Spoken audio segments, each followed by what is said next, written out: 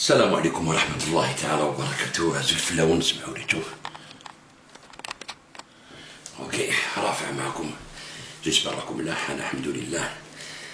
دونك الفيديو تاع اليوم رايحين نديرو فيديو انستركتيف، صدير واحد اللي يدير السياسة ولا اللي يحب يتبع السياسة ولا اللي يحب يكون عنده افونير سياسي مدني في البلاد. هدايا لازم يعرف بزاف حاجات، لازم يكون عنده نظرة كومبلي على واش راه صاري في العالم اللي راهو عايش فيه، الوقت اللي راهو عايش فيه والعالم اللي راهو عايش فيه، سينو ما يقدرش يافونسي كي ما يكونوش عنده كاع المعطيات واش راهو صاري في العالم هذا الوقت اللي رانا فيه، واش بلا بيريود رانا ليبوك اللي رانا فيها، العصر هذا كيفاش راه يمشي. هدايا دونك حنا المشكل اللي عندنا الناس هذوما راهم يعيطوا مدنيه ماشي عسكريه، والحكم العسكري ماشي مليح، والمدني هو اللي مليح والعسكري ماشي مليح. كي تقول له مثلا علاش، يقول لك شوف يا خويا لي بي ديمقراطيك كاع المدنيين هما اللي يحكموا في العسكر، العسكر ما يحكمش، المدني هو اللي يحكم في العسكر. لا كيستيون كي فو سبوزي، السؤال اللي تطرحه لروحك هو اسكو هاد المدني مليح خير من العسكري اللي راهو في لوروب لينا حنايا، لي بيي تيار مونديست، لي بيي اون فوا ديفلوبمون، ولا لي بيي مسلمون، ولا كيما حبيت تسميهم، لافريك كلش هكذايا. اسكو هذا الحكم المدني هذا ارحم مع العسكر ولا موان العسكر؟ هذه هي القضيه. احنا واش يهمنا؟ تقول لي مثلا في الجزائر ما يحبوش حكم عسكري، نقول لك العالم راه حكم فيه حكم عسكري بلباس مدني، لان هاد المدنيين هذوما هما اللي يديروا كل الحروب بالجيوش تاعهم، اللي حابين يديروا ان غوفرنمون مونديال، يديروا كما يقول لك دوله عالميه تمشي كاع على يدهم، لي ملتي ناسيونال، لي اسمو لي كونستركسيون تاع الارممون، لي زوزين تاع الارممون تاع الدواء، لي ميديا حاكمين كلش. سيتادير هادو المدنيين هما اللي بناو هاد السيستم، هذا السيستم تاع ما كاش لا سوفرانتي لي بيي، ما كاش. سيتادير لازم كاع لي بيي يدخلنا ويمشيو كامل تحت السياسه تاعنا. كاين دي بي كي سوبوز سا ما يحبوش يركعوا لهم، كيما حنا، كيما ليران، كيما الروس، كيما لاشين، كيما الباكستان، كيما الفنزويلا، الامريك دو سود، كيما كوبا صافي شحال هما سو زومبارغو. ستادير اللي ما ياخذولهمش الراي ويمشوا تحت يدهم يكرازيوهم، كيما المروك سينيو مع اسرائيل، ولا البحرين اللي بي عرب هذوك تاع المملكات هادو سي دي بي اباطر. باش نباطيوهم بالجيش. ستادير حنا اللي نقولوا بيحكمش فينا الجيش تاع الجزائر، نقول لك اوكي با بروبليم، بصح تقبل يحكم فيك الجيش العالمي لوطون امريكان هادي وي، باسكو انت الناس تجي تقول لك وي الامريكان خرجوا العسكر في لي زيليكسيون هادوما تاع بايدن باسكو باش يحاميو على لا كونستيتيسيون امريكان. اوي طري بيان، تسمى الجيش تاع الامريكان كيخرج ضد 75 مليون دامريكان، والبريزيدون سورتون اللي ما نديفونديش عليه، مي هذه حاجه لوجيك. صديق هاد البريزيدون سورتون افيك 75 مليون دو فوتون تاع الشعب الامريكاني ما يعاودوش لي زيليكسيون، نو نكملو هكذا وما عجبكش الحال نخرج لك الجيش بالسلاح ونغلق وندير لانترونيزاسيون تاع البريزيدون، نديرها تحت سيرفايونس تاع الجيش، نغلق كاع واشنطن. سي ان في كراف. تقول لي يحموا لا كونستيتيسيون، نقول لك اوكي هما عندهم 75 مليون قالوا لا لا، اسكو هما لي زاميريكان يزو ريسبكتي لي بوبل في بلادهم اللي فوطاو على ان بريزيدون باغ اكزومبل، ومن بعد هما يجوا يقلبوه باسكو ما يخرجش عليهم. هما صرات نعطيكم دي زيكزومبل تاع هاد الوقت. الفنزويلا مثلا، شوفوا الفنزويلا مثلا، دوك تشوفوا نوري لكم كاع لي بيي اوروبيان امريكان كامل هادو اللي تقولوا نتوما السيفيل يحكم في الميليتير. هكذايا يقول لك لا فرونس ريكوني خوان غوايدو كوم بريزيدون دو فنزويلا كي نا با ايتي ايلو.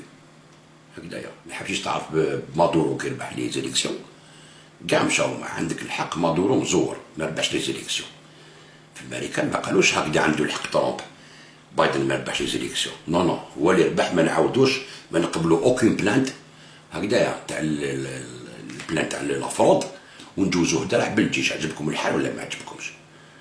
في بلاد واحده اخرى كي بريزيدون يطلع هكذا بالفوت تاع الشعب ديالو، تجي لوبوزيسيون اللي تخدم لي زانتيري تاع الامريكان يمشوا مع هذيك لوبوزيسيون، قلت لازم يعاود لي زيليكسيون ولا ما استعرفوش بالبريزيدون ايلو، استعرفوا بالبريزيدون نو ايلو هو غوايدو. هكذايا شو نوري لكم باش تكون عندكم نظرة برك. انتبهوا مليح شوفوا كيفاش تعرفوا به. يقول لك 11 pays européens dont la France ont reconnu ce lundi 4 février Juan Guaido comme chef d'État du Venezuela. شوف اعترفوا به chef d'État contre Nicolás Maduro, réélu à la tête du pays en mai dernier. 11 pays de l'Union européenne ont reconnu lundi le président de l'Assemblée vénézuélienne. Il s'agit de la France, du Royaume-Uni, de l'Espagne, de l'Allemagne, de l'Autriche, du Danemark, de la Suède, du Portugal, des Pays-Bas, de la République tchèque et de la Pologne. L'Italie et l'Irlande ont cependant refusé de suivre leur exemple. L'Irlande, non. Tu vois. Le socialiste Nicolás Maduro, réélu à la tête du Venezuela en mai dernier, a rejeté l'ultimatum que lui avaient fixé plusieurs pays de l'Union européenne et a écarté l'hypothèse d'un nouveau scrutin présidentiel. Juan Guaido, chef de file de l'opposition, s'est proclamé chef d'État par intérim le 23 janvier. قالوا chef d'État وقالوا له كاع يستعرفوا بك انت chef d'État parce que ما يحبش يعاود les élections كيما في الامريكان ما يحبوش يعاودوا les élections. شفت كيفاش؟ C'est le même problème.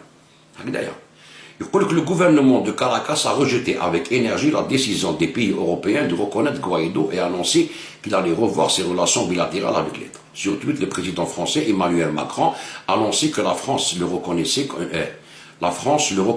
comme président en charge pour mettre en œuvre un processus électoral. Les Vénézuéliens ont le droit de s'exprimer librement et démocratiquement, a-t-il écrit. La France reconnaît Juan Guaido comme président en charge pour mettre en œuvre un processus électoral. Nous soutenons le groupe de contact créé par l'Union européenne dans cette période de transition. Je te dis vache. Yani, واش يديروا لهم بعد l'embargo على Venezuela.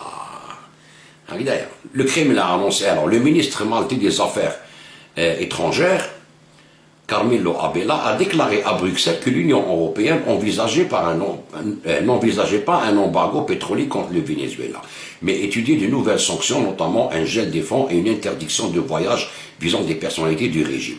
Le Kremlin a dénoncé l'initiative des pays européens comme une ingérence étrangère dans les affaires intérieures du Venezuela.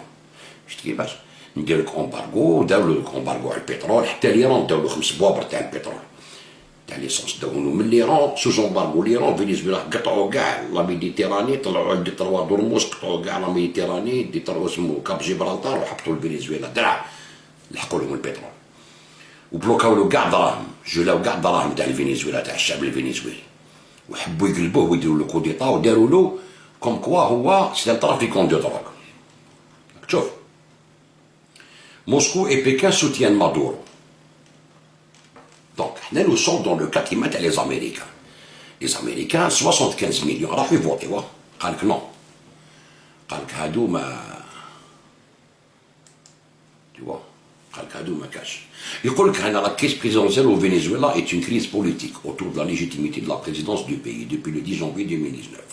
Il oppose Nicolás Maduro, président élu en 2013 et réélu en 2018 lors d'élections contestées et auxquelles l'opposition traditionnelle n'a pas participé.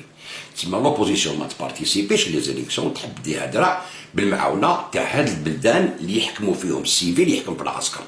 C'est-à-dire هادو هما لي سيفيل اللي ديسيديو سينون ندير لك لومبارغو بالجيش ونغرق عليه كلش باسكو جو سوي اون بويسونس. غادي نوتيليزي الجيش باش نكازي البلدان. شفتو كيفاش داروها في ليبيا كيف جابوا دي زارمي صدموا على ليبيا نحاو بريزيدون قتلوه قدام كاع الغاشي. شوفوا ليبيا كيفاش راهي كيفاش داروا في سوريا كيف قلبوا البلاد بعتوا السلاح دخلوا الارهابيين سلحوهم لومبارغو لي سونكسيون حتى ريبوا سوريا وبشار مازال ما طاحش بصح ريبوا كاع البلاد راهي اونكار. كيفاش داروا العراق كيف صدموا عليها بالجيش هادو لي سيفيل ديسيداو باش يطيحوا العراق اللي ما دار لهم والو.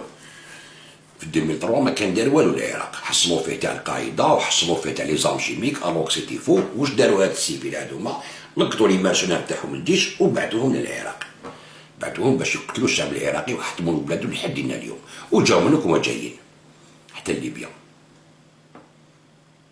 دونك تقول لي نتايا السيفيل مليح نقول لك انا السيفيل ماشي مليح هذا السيفيل يخدم على لوليغارشي مونديال ديال الناس المرفين في العالم كاع اللي يمشيوها لي بونك لي كروند ميلتي ناسيونال يحطوا لك بريزيدون هكذايا وما يحكموا فيه واش نقولوا لك دير؟ روح جيب لنا البترول، روح جيب لنا الاخر، ابعث الجيش هنا، ابعث الجيش هنايا، ندوا لهاد البلاد، نكسروا هاد البلاد، نحكموا لي بنك، نحكموا ليكونومي، ونكونتروليو العالم. ويجي الجيريان يقول لك شوف لي بي اوروبيان يا خويا امريكان يحكم فيهم واحد مدني. بصح انت الجزائري المدني هذا يخرج عليك اللي راك تشوف فيها هكذايا. نيكولا ساركوزي خرج عليك يطبق لك ليبيا. مليح. واش داروا؟ الامريكان كيهدموا العراق ولا كيهدموا سوريا مع فرنسا ومع اسرائيل ومع لي بي دي غولف. مليح مليح هاد الشيء هذا. هاد السيفيل تسمى بورتوا مليح، تسمى لي بون هاد السيفيل. والجيش الجزائري اللي نحارب البريزيدون ودا كاع هادوك لي سيفيل اللي كانوا يحكموا يحيى وحداد وهادو كاع سيفيل، هادو ما فيهم حتى ميليتير، هادو كاع سيفيل. هكذايا حنا في وقتنا في 88 ما شفناش لبسات كيما هذا، داوهم للحبس كاع، من بعد دورتو على العسكر. حنا ندوها تنحاو نتوما شكون؟ زعما تعرفوا المدنيه وشنو هي. هادو العسكر تاعهم سي دي ميرسونير ديالهم. هاد العسكر هذا كيما تقول لا مافيا، لو بارين د لا مافيا، وعنده لي تيور ديالو بهم لي كونترولي. لو سيفيل il est plus dangereux que le militaire. لا بروف كاع لي كار داروهم لي سيفيل، يبعثوا الميليتير بيان سور، مي كاع هما يفورميو لي ميليتير هذا باش يروح يهدم البلدان. دونك هاد لو سيفيل سي ان اساسان بير كو لو ميليتير، باسكو الميليتير هذاك العسكري هذاك يبعثوا هاد السيفيل، هو داير كونطرا. يجي جان يقول لك انا ما عنديش خدمه بدا ندخل لارمي. خو ندخل لارمي تسيني كونطرا، ما تقوليش انايا ما نروحش ولا باسكو الايديولوجي تاعي ما تمشيش معاك ولا يجوزوك لاكور مارسيال. تي فوا ستادير العسكر تاعهم هادوما لي ملتي ناسيونال اللي مكوموندين لو موند ولي بانك وكاع هاد الناس هادوما، هاد لي زارمي هادوما حاكمين فيهم باش يبعثوهم يقتلوا العباد، وعندهم لا بومب اتوميك اللي يعبز على بوطونه يقتل لك 2 مليون في 30 ثانيه. فهمت؟ ويقول لك انا سيفيل نحكم في الميليتير. حنا ايطا سيفيل؟ نو ماشي ايطا سيفيل، انت ايطا كريمينال ماشي ايطا سيفيل. هاد ليكزومبل اللي حبيتو تاخدوه عليهم اللي تقول لي انا السيفيل يحكم في الميليتير، غدوه كي تكسر الجيش تاعك ويولي يمشي تحت ان سيفيل اللي ما يعرف والو في السياسه هكذايا، وماشي فور ايكونوميكمون وما عندوش دراهم ثقيل باش يقابل هاد الناس، يعفسوا عليك. واش بيك؟ باش تولي دير تعيط للجيش سلكوني ومن بعد صارت روطار سي فيني. دونك كي تقول السيفيل خير من الميليتير راك غلط من بزاف، باسكو ما كاش سيفيل يحكم، كاع ميليتير كامل عندهم دوكترين ميليتير، القوه بالقوه تمشي، كاع العالم يجي بالقوه. سي كوم سا مارش، تحب ولا تكره. دوك نبرهنا لكم في هاد لا فيديو، وريت لكم تاع الفنزويلا، عطيت لكم غير هكذاك برك. شوف شيلي en 1971 هكذا سلفاتور اليندي داروا لو كو ديتا باش داروا بينوشي ديكتاتور كحل هكذايا. سي لي زيتازوني، باسكو علاش؟ اليندي سوسياليست وحب يناسيوناليزي كاع لي ريشاس تاع بلادو، هما كانوا مانفيستين تما ما حبوش الامريكان. يقول لك le renversement de Salvador Allende par Augusto Pinochet a marqué la fin abrupte du rêve d'une révolution socialiste démocratique au Chili. Le professeur de géographie d'origine chilienne Juan Luis Klein décrit le projet politique d'Allende et raconte les circonstances entourant le coup d'État de 73. Le 4 septembre 70, Salvador Allende remporte les élections présidentielles chiliennes avec 36% des voix en dirigeant l'Unité populaire, une coalition de gauche. Ce politicien d'expérience avait déjà tenté sa chance aux élections de 52, 58 et 64. Lorsqu'il prend le pouvoir, Allende veut transformer le Chili en nationalisant ses ressources naturelles. Son programme socialiste démocratique prévoit de ramener l'égalité entre les grands propriétaires et les paysans. Belmerfin ou les paysans, mais au gars égal. Grâce à la modernisation des campagnes. Il compte aussi industrialiser le pays avec l'aide de l'État. Alors, si les changements envisagés par Allende ne plaisent pas aux États-Unis, mais les changements envisagés par Allende ne plaisent pas aux États-Unis, qui détiennent des capitaux dans les mines de cuivre chiliennes. Ils ne reçoivent pas non plus de l'appui des multinationales et des leaders économiques du pays. La bourgeoisie nationale a mis ses efforts pour bloquer le processus. Les grands propriétaires terriens ont tout fait pour fomenter le coup d'État. Tu vois? C'est-à-dire les Américains, هاد الجيش اللي تقولوا حامي على لا كونستيتيسيون امريكان، بصح في البلدان الاخرين ما يحاميش على الكونستيتيسيون، يقلب البلدان. وانتم تشفقوا عليه. نو، يفوت تكون عندك مبادئ يفوت تكون عندك ماشي ارواح وطباع باش تبني بلاد برك، نو سي فو هادية. لازم يكون عندك مبادئ. تقول لي الجيش الامريكي حامي على لا كونستيتيسيون امريكان، نقول لك اوكي، وعلاش ما نقلب لا كونستيتيسيون تاع الشيلي تاع الفنزويلا تاع سوريا تاع ليبيا تاع العراق؟ علاش بوركوا؟ علاش؟ غادي تقبلها تسمى الجيش الامريكي مليح والجيش الامريكي حامي على وطنه، ما يحاميش على وطنه الجيش الامريكي. مش بيك الجيش الامريكي يخرج يسرق ويجيب يدي، سي دي براكاج انترناسيونال، دي اوضوب انترناسيونال، فهمت؟ يخدم على هاد المرفين هادوما اللي حاكمين لو موند، كي ملتي ناسيونال سيفيل مدنيين كيما تقولوا نتوما. شوف نوريلك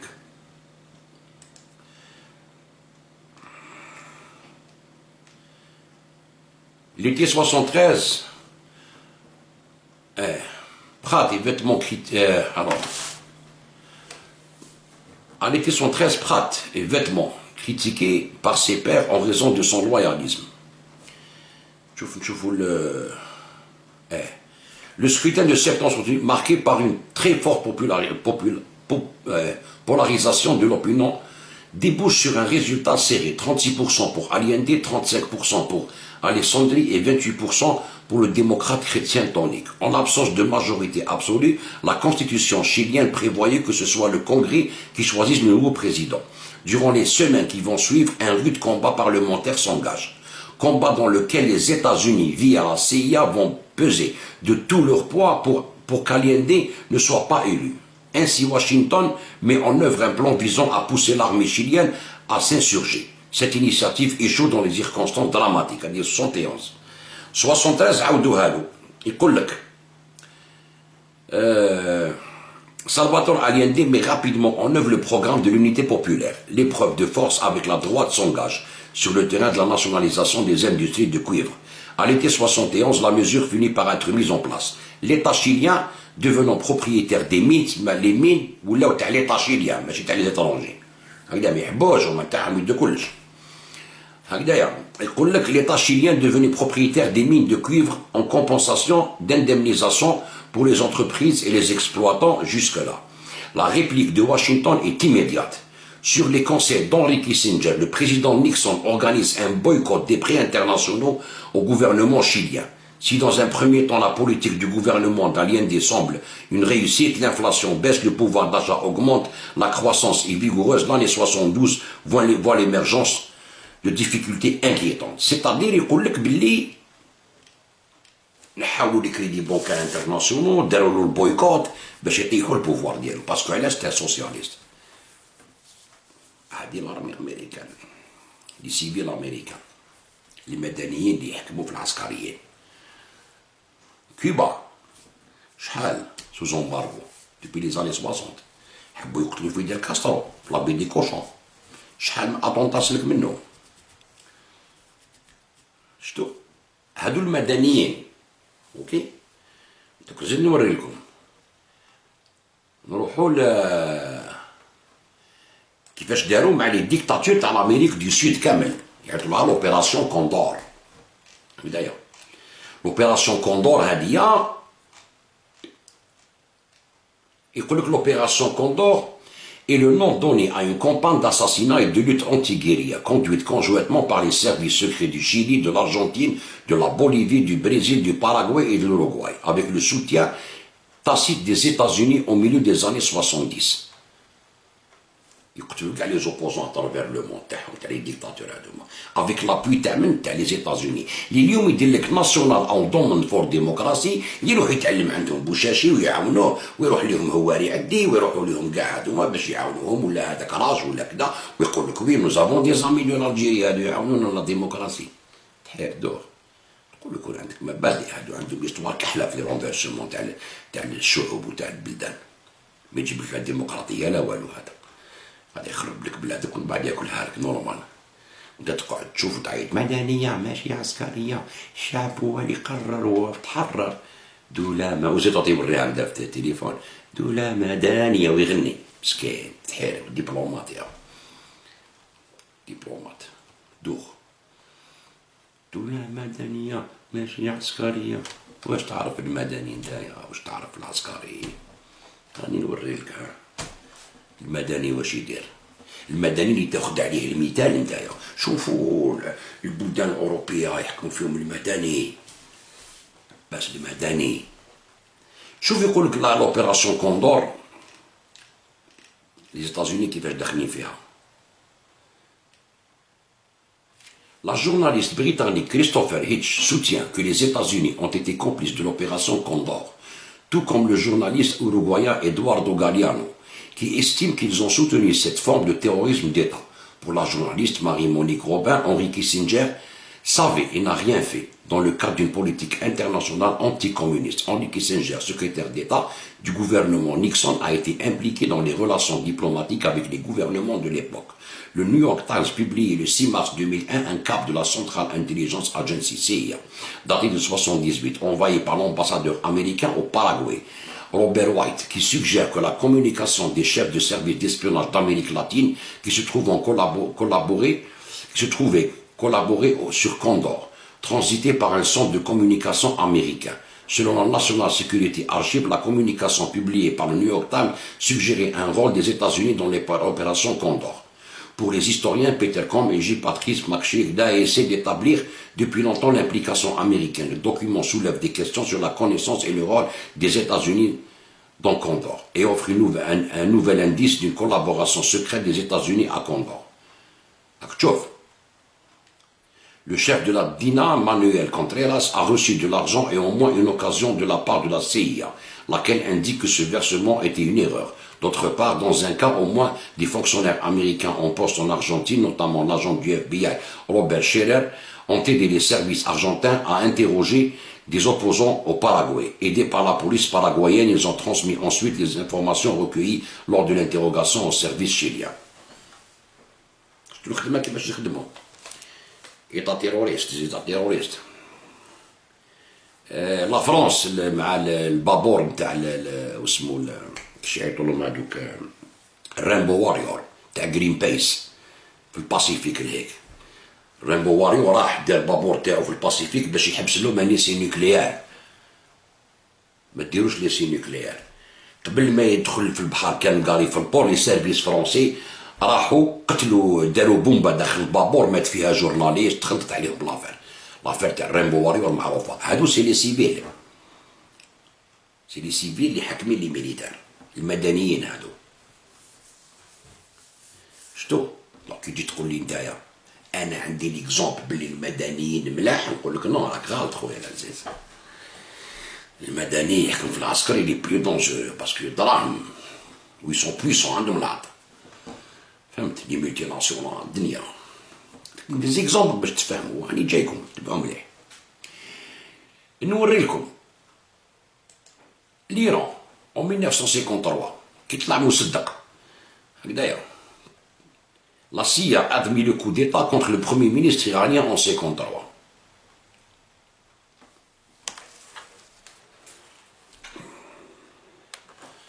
شوف parce que c'était un socialiste. La CIA reconnaît avoir orchestré le coup d'État qui a renversé le premier ministre iranien Mohamed Mossadegh le 18 août 1953. Des documents internes récemment déclassifiés et publiés lundi montrent clairement son rôle. Le coup d'État militaire qui a renversé Mossadegh et son cabinet de Front National a été mené sous la direction de la CIA dans un acte de politique étrangère, affirme l'agence dans l'un des documents. Mais l'agence justifie son action par les contingences de la guerre froide et la peur à l'époque que les soviétiques l'envahissent et ne prennent le pouvoir à Téhéran. Le Shah Mohammad Reza Pahlavi fut installé au pouvoir et devint un proche allié de Washington jusqu'à son renversement lors de la révolution islamique. وهذا الكود ديتا اللي داروه لا سي مع من داروه مع العلماء تاع الشيعة من بارتي منهم الكراجيشيات باسكو علاش ذاك الوقت الاسلاميين زعما كونتر الكومونيزم والسوسياليزم تسمى مشاو هما اللي خرجوا الغاشي في الزنقه شوف يعني الاسلاميين يكونوا شيعة ولا سنة كاين توجور فيهم لي الخباثة بارتو كاين الخابث حبوا يقلبوا مصدق اون سي كونطروا حتى جا خميني نحى شاديران وداروا شاديران هو الجندارم ديالهم تماتيك. Le premier ministre iranien Mohamed Mossadegh avait nationalisé en 1951 l'anglo-iranien Oil Company, l'ancêtre de BP, provoquant la colère de Londres, pour qui le pétrole iranien était jugé vital pour le redressement de l'économie britannique après la Seconde Guerre mondiale. Qui nationalise le pétrole qui maintenant nous في 71 on a nationalisé le pétrole. هو كي جا مصدق قالوا البترول تاع الشعب الايراني تاع لي زونغلي والامريكان قلبوه. وكاين لي زيكزومبل معهم راهم فيتنام لا غير دو كوري. هادو شكون اللي يحكم فيهم مدنيين ولا عسكريين؟ إيه مدنيين يحكموا فيهم. دونك ما تجيش تحكي لي تقول لي المدني تاع الالمان كذا، الالمان يستعرفوا بوالدو بريزيدون لا سويد زعما ايطا ديمقراطيك ولي طا دو لابي وكذا يدخل روحو ويروح يحكم في.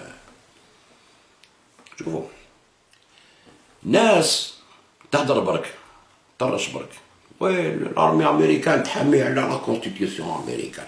الارمي امريكان ما تدخلش روحها في السياسه، هي اللي دير السياسه تاع المدنيين، هما اللي يحكموا فيهم. مدنيين تدي ماش نرتاحوا مع هذوك، والقياده تاعهم القياده مع هاد المدنيين. ويحطوا زعما مينيستر ديفونس زعما مدني ولا هكذايا، بصح هي ما عنده حتى هضره كاع، ما عنده حتى هضره. فهمتوا القضيه وين راهي؟ دونك الانسان كي يهضر سياسه ولا يحب يدير سياسه ولا يحب هو يبارتيسيبي في الشونجمون في البلاد، مليح سي بيان يا با بروبليم. كي يكون عندك شعب كاع بوليتيزي وكاع يدير السياسه وكاع يهضر وكاع كدا سي بيان.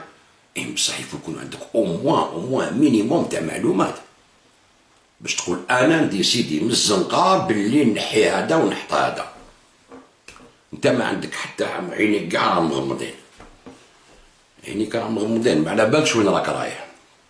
يطبعوا فيك على راسك خرج الزنقه وطيح النظام وبدل النظام ولاد الحرام وكذا، وتخدم في البروجي ديالهم. هما كاع راهم يستناو شغل لي فوتور باش الحراك هذا يعاود يخرج من داره جديد وندخلوا في دوامه، وكاع شغل لي فوتور هكذا يتبكوا من بعد يكسروا كاع البلاد. ما تزيدش ترفد راسك، ما يستعمركش بصح يدير لك ديرها في بلادك تقعد ان سياكل نتوما تقاتلوا وما على بالكم واش صار داير بكم في العالم. ولذلك الحرب هذيك هو المدني هذاك اللي راك تدافع عليه انت. تقول المدني خير يتصل به الخير من الميليتار. نو كاين اللي يقول لك رانا في 2021، انت ما راكش في 2021 اخويا العزيز. نو نو نو نو الجيريان ما راهوش في 2021، الجيريان راهو في لون 57 تاع الانديبوندونس. الجيري كانت مستعمره 1830 تروح للور، استعمار مور استعمار، انفازيون مور انفازيون، لي زومبير تبناو وتكسروا تبناو وتكسروا حتى ل 62 باش درنا ان ايطا مودرن، طلعنا ان ايطا مودرن ستادير اون ناسيون مودرن. لا ناسيون هذه في عمرها ملي استقلينا شحال 57 ولا 60 ولا ملي استقلينا، ستادير حنا مازلنا في لون 60 ما راكش 2021. انت حبيت تصوتي 2021 خلاص ما لحق 2021 تخدم السلاح نتايا تطلع للقمر تو تسويت او 60 مي سي بو تي بو با راك تكذب على روحك توهم روحك ويوهموك الناس. يفوت تمشي على حساب مقدارك نتايا. راك عندك 60 سنه استقلال امشي على 60 سنه استقلال، ما تروح تجري مور واحد اللي عنده 4 سياك ملي اكزيستي. فهمت؟ تغلط روحك. وي راك في 2021 tu utilises la technologie تاع 2021. Tu utilises ce qui se passe en 2021 بصح انت بلادك ما راهيش en 2021. بلادك عندها 60 سنه كوم ايطا مودرن. كنا مستعمرين عافسين علينا. 62 كي خرجوا فرنسا خلاو 90% ديال ليتريزم ما يقراوش. واليوم كي عندنا اللي يقراو وعندنا لي دكتوراه وعندنا كدا ما لقاوش سوليسيون مدنيه ماشي عسكريه وما على بالوش كاع واش صاري اوتور دو لوي. هاد لا غير مونديال اللي هي صايره. سيوا شوف نوري لكم واحد العفسه حطكم بركو بارفان باش يعني تعرفوا واش راهو داير بكم. شو يقول لك سونداج في فرنسا، هاد الناس اللي ما عايشين في فرنسا هادو اللي يقول لك حنا عايشين في فرنسا ونعرفوا لا بوليتيك ما على بالهمش كاع واش راهو صاري في البلاد اللي ما عايشين فيها. l'armée au pouvoir قال لك 15% des Français sont pour. شوف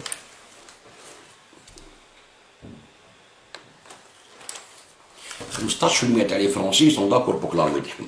15% c'est quelque chose. C'est l'une des grandes surprises du baromètre de la confiance politique réalisé par la Civipov, Sciences Po et l'Institut de sondage Opinion Way. 15% des personnes interrogées souhaiteraient que l'armée gouverne le pays, un chiffre en hausse de 3 points depuis l'an dernier. 84% des Français considèrent néanmoins qu'il s'agit là d'une mauvaise idée. Dans le détail, les jeunes sont les plus favorables au pouvoir militaire. Les jeunes, favorables au pouvoir militaire. شوفوا اللي حكوا الشعوب تاعهم كيما انت تقول لي رانا من عسكر وليطا ميليتار وكذا عملنا وهذاك ليطا سيفيل هو اللي مليح شوف فرنسا شوف لاسويد شوف الالمان شوف كذا هادو كاع مارسونير عندهم لي مارسونير يخدموا عليهم لي زارمي ديالهم الشعب ولا يقول لك حنا لازم لارمي هادو خداعين. شوف نوري لكم اون بيتيسيون نوري لكم اون بيتيسيون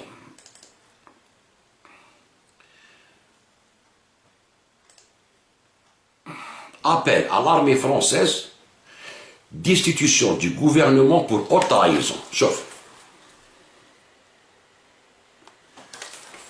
بنحتاجهم تقراوها.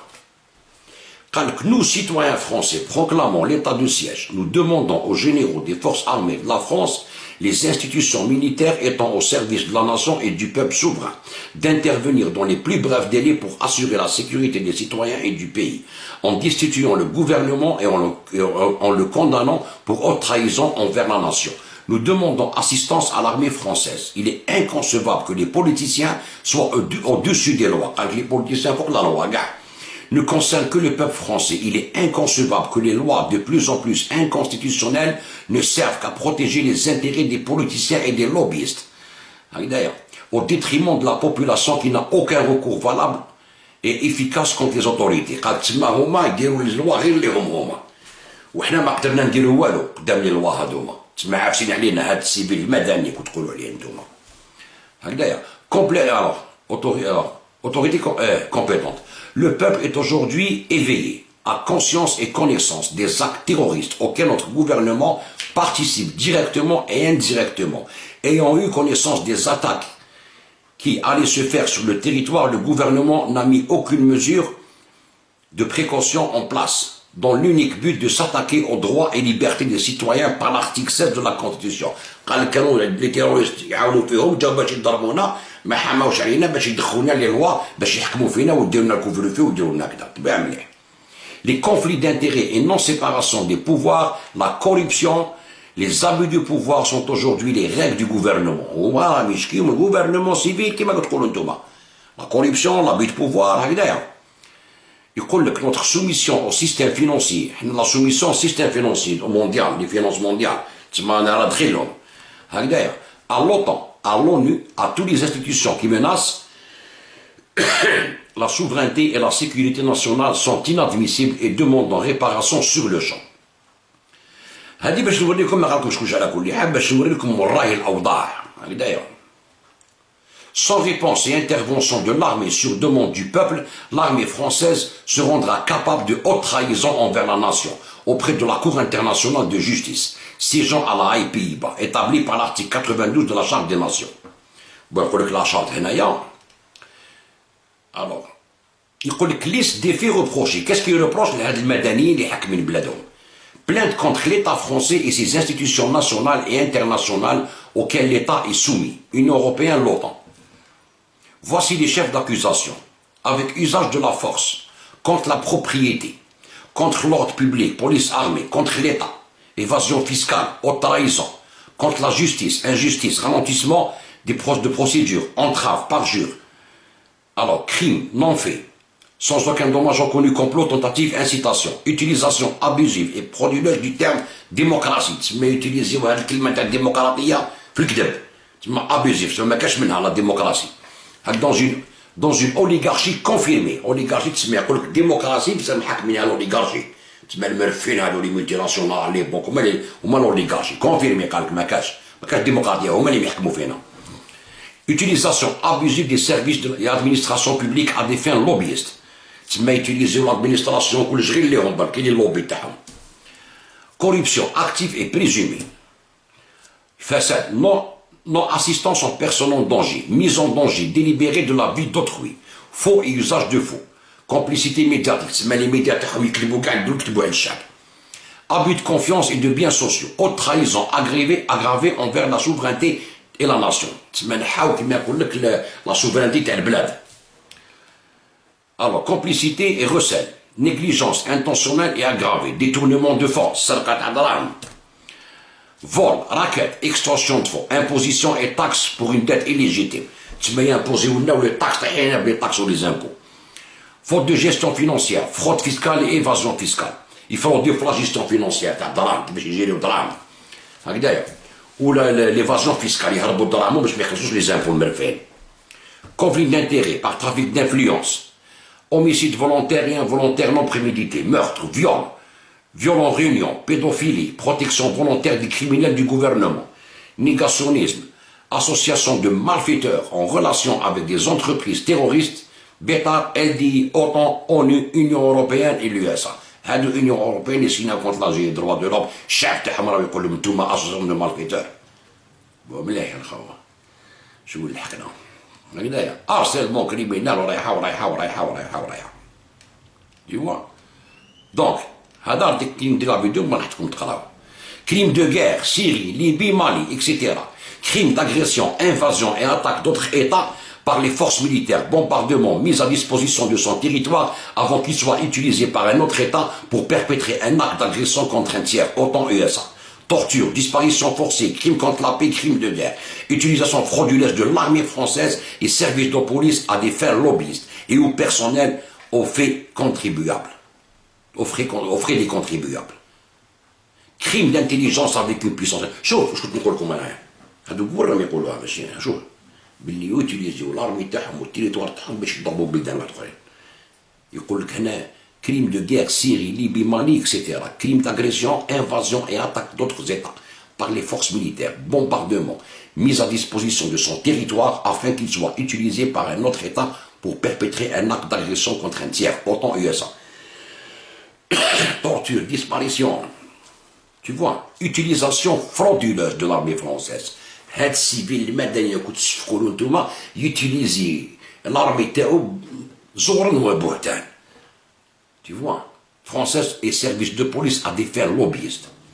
Crime d'intelligence avec une puissance étrangère, que l'article 411.5 du Code pénal, le fait d'entretenir des intelligences avec une puissance étrangère, avec une entreprise ou organisation étrangère ou sous contrôle étranger, ou avec leurs agents lorsqu'il est de nature à porter atteinte aux intérêts fondamentaux de la nation est puni de 10 ans d'emprisonnement et 100 000 francs d'amende. Le crime prévu par l'article 803 du Code pénal, complicité de haute trahison, alors je sais le cas pénal, constitué lorsque sont établis des intelligences avec des agents d'une puissance étrangère de nature indépendamment de tout résultat positif à nuire à la situation militaire ou diplomatique de la France et à ses intérêts économiques essentiels.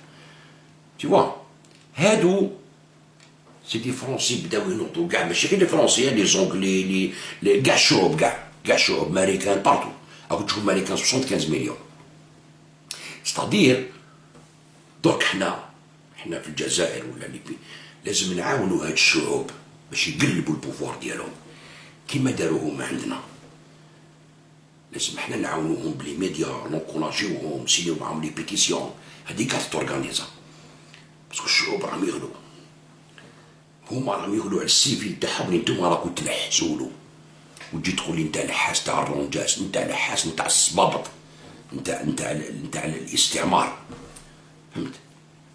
انا هما الجيش ديالي كي يحسنوا صباطو هو يحمي عليا في لي فرونتيير يا با دو بروبليم هو يروح يموت بصدرو الاول عليا يحسنوا صباطو ماشي بروبليم بصح انت لمنك تنحس هذاك اللي جاي يقتلك واللي يكسر لك ليكونومي ديالك واللي يستعمرك من قبل واللي كرازاك واليوم تروح تصفق له وتقول له انت هو اللي نحبك انت اللي حتجيب لي الحريه هو نحالك الحريه مده قرون لحدينا اليوم لو كان ماشي الجيش واقف كان وكلاك وتجي تقول يا الحاس نتوما الحاسين الكبار نتوما الخونه اللي كنت تعيطوا هكذا في الزنقه مدنيه ماشي عسكريه والجيش قتال والجيش كذا وتبعوا في المراركه وتبعوا في اسرائيل فهمتوا. ما احنا ولاد الوطن حنا كاش الهضره ما قريب عندي 100 كيلومتر هنا خو كاش الهضره كاع عندنا مشاكل يا با بروبليم نفريهم في عمرنا 60 سنه ماشي في عمرنا 2 سيكل. شايف انت حسب راك في 2021 كاين اللي فرنسي ما يعرفش يقرا يجدك ما يعرف حتى لغه لا عربيه فصحى يتقنها ولا فرنسي ولا انجلي ويجي يهضر معاك ويقول لك الجيش الامريكي عنده روح تلعب على روحك. القضيه هذاك الجيش خاوتنا ولادنا راهم في الجيش.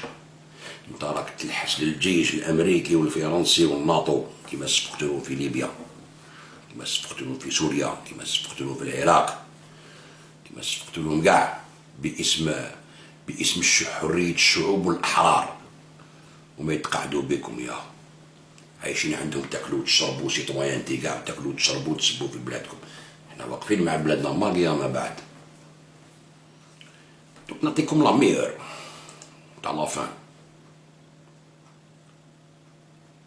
شوفوا شتو هذاك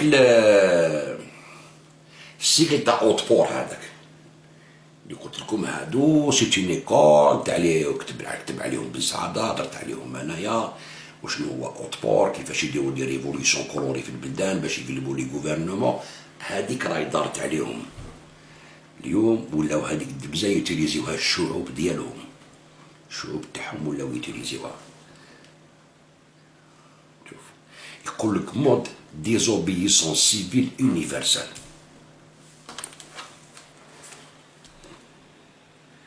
شوف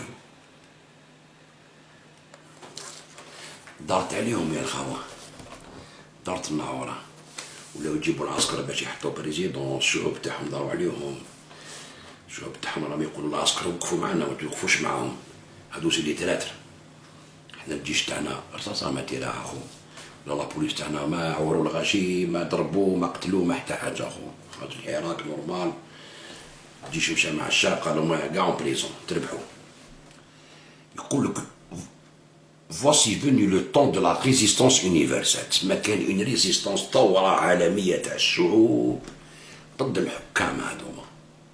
هادو هما الشعوب اللي كنتم تقولوا هادو الشعوب عايشين في امان وعايشين في خير، وما يقول لكم لا ماناش عايشين في امان وفي خير يا ناس، انا عارف بلادنا خير منكم، وانتم لاصقينهم في الزكاه. شو كيفاش عايشين؟ شوف هما مساكن راهم يسكتوا، شو اللي يجي لي جون شحال عندهم برا. شو واش يقول لك؟ Le monde 2021 ne peut pas revenir comme par magie et au mépris du temps à l'état dans lequel il se retrouvait en 92. Cette régression envisagée par l'État profond contrôlant directement ou indirectement plus de 160 pays. الدولة العميقة العالمية هذه اللي حكمة 160 بلاد de la planète vise à préserver un ancien statu quo intenable basé sur le mensonge, la propagande la plus crasse. يقول لك باللي هذه الدولة العميقة العالمية حكمة 160 بلاد.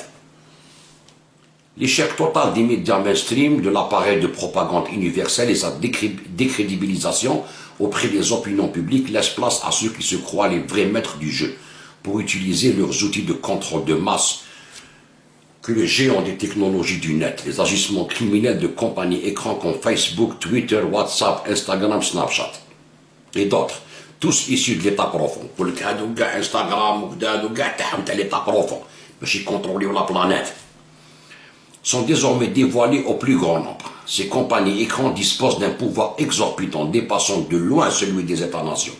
Ils ont un pouvoir comme les États-nations.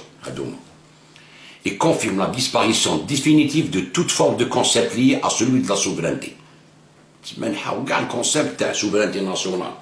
راكو تشوفوا من الالمان يسب البلاد، من فرنسا يسب البلاد، نابورت كي يسب البلاد، تسمى يا با سوفرانتي، ما كاش فهمت كولتي الغاب الغاهين كاكوفوني هكذا. الوغ يقول لك les élites tyrannificelles du système financier mondial n'ont plus d'imagination et manquent cruellement d'esprit d'innovation. Sinon, elles n'auraient jamais ramené un cacique corrompu comme un Joe Biden pour le mettre dans le rôle purement symbolique, le président des États-Unis. Ce poste est devenu un véritable simulacre pour amuser la populace dans le sens de la pensée d'un brillant auteur de science-fiction. Quand جابوا poupée à Joe Biden. يقول لك les magiciens d'Oz ont ainsi réduit l'ensemble des dirigeants jetables du monde dit libre, العالم الحر زعما le monde dit libre, c'est-à-dire enslavé à des rôles de pantins exécutant des directives à orientation unique avec objectif apparent l'aliénation de l'espace humain et le transhumanisme. Mais au final, c'est la pire mise en esclavage de l'espèce depuis le commencement des premiers groupes humains. Quand تسمع بيردونا كاع esclaves. يحطوا دي بريزيدون هما يحكموا فيهم. هاد ليطا بروفون مونديال هذا يدخلوا تما يحكم المدني. Le premier réflexe d'un individu normalement constitué est de refuser l'esclavage. الاستعباد ما تستعرفش به. يقول لك مثلا الاستعباد في الجزائر، حنا اللي نحوسوا نحو الاستعباد العالمي. انت اللي مستعبد في الانجليز وفي فرنسا. انت اللي مستعبد داك تخدم وليت عبيد تاعهم وتكسر في بلادك من ليترونجي باش ترد الشعب تاعك اسكلاف. الجيش هو اللي يحكم بور لانستون، فهمت؟ تزغد يفلقك. انا شوي كاتيغوريك. حبيت دير سياسه وكذا تفضل مرحبا بك، حبيت تقلب البلاد يعوجك الجيش. هكذايا يقول لك قالك مش كلش على كل حال. La révolte est un réflexe de survie sain. Face à cette régression, la révolution est un sentier sain. Nous ne sommes plus des guerriers exaltés aux plantes hallucinogènes, mais nous savons encore créer un mouvement d'inertie entravant lancé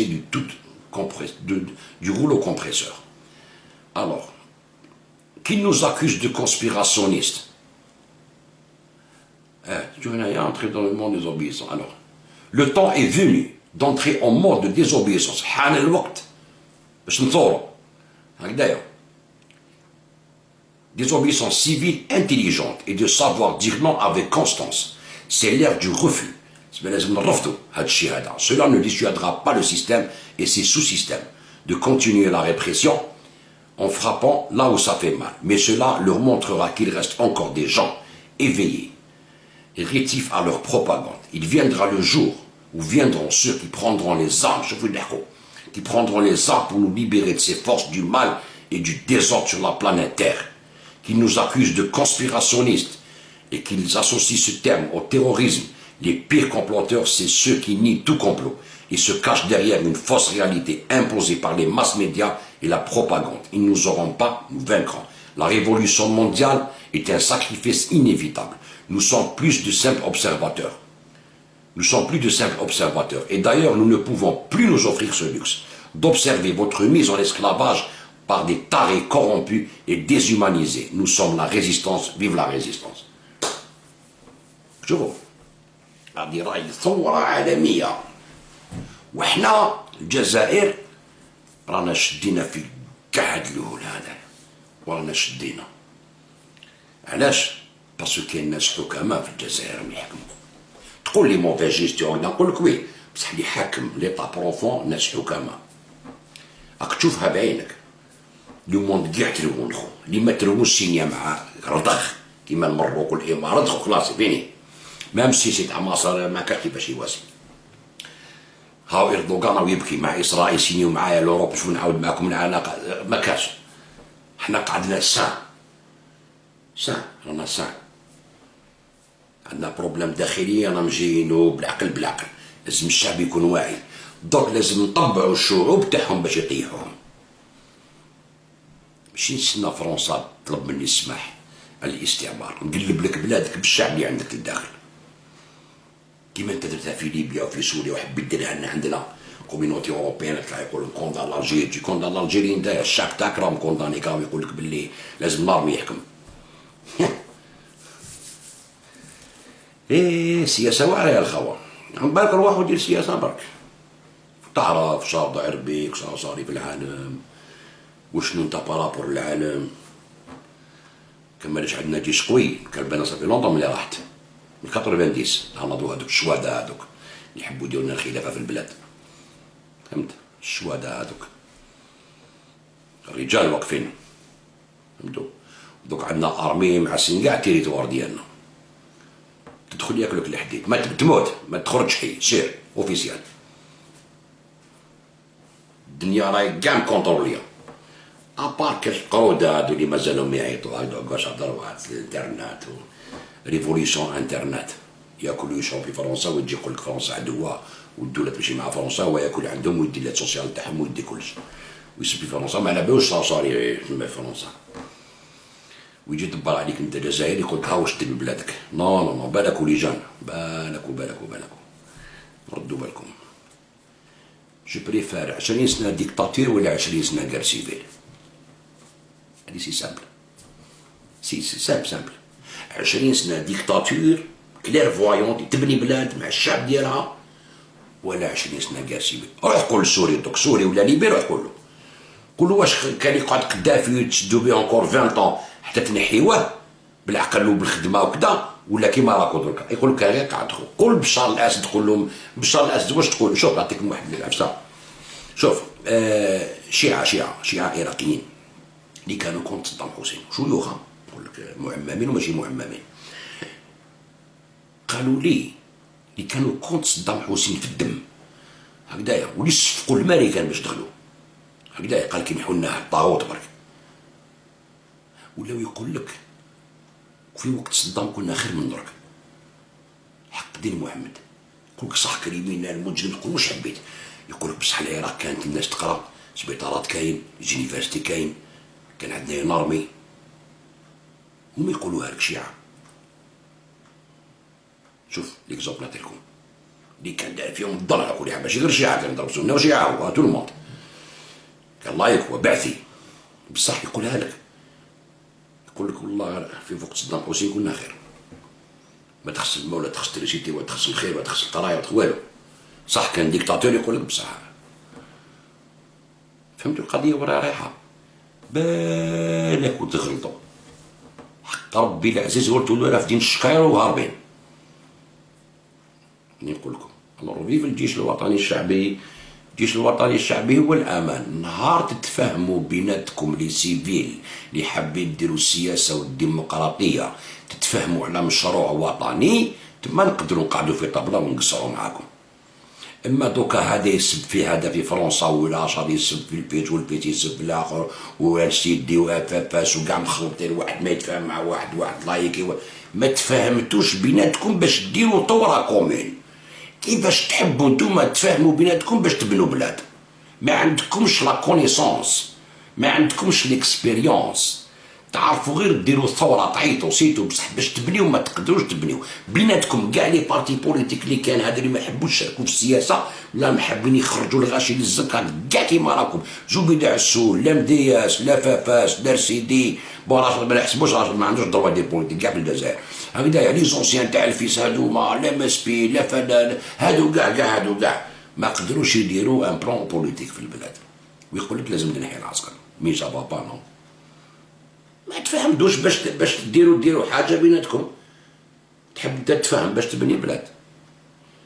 ما عندكمش القدره، ما عندكمش لا كونيسونس، ما عندكمش ليكسبيريونس، ما عندكمش. vous êtes très faible, très faible pour gérer l'Algérie.